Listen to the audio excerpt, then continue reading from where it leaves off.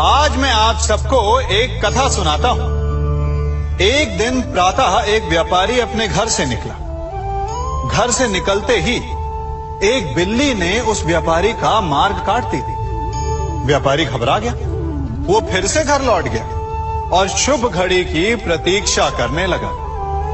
और जब वो पुनः अपने घर से निकला तब वो वाहन जा चुका था जिससे राजा तक पहुंचकर उसे भेंट देनी थी।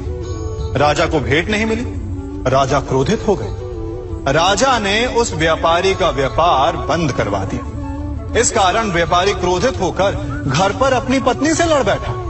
पत्नी अपने बच्चों समेत मैके वापस चली गई और उस व्यापारी के जीवन में यदि कुछ रह गया था तो केवल अंधकार। और इन सब का कारण वो उस बिल्ली को मानता रहा जिसने उसका मार्ग काटा था।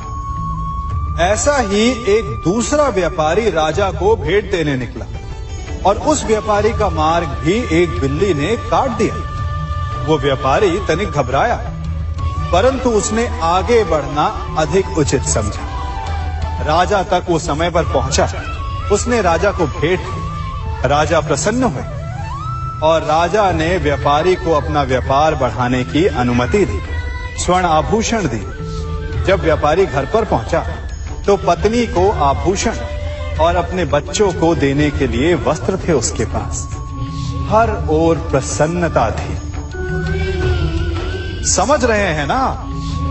दोनों के साथ एक ही प्रकार की घटना हुई, परंतु दोनों की प्रतिक्रिया भिन्न थी। ऐसा ही हमारा जीवन भी है।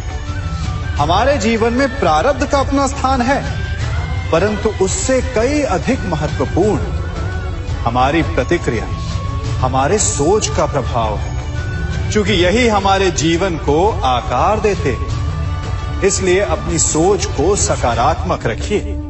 आपका जीवन सदैव आनंदमय रहेगा।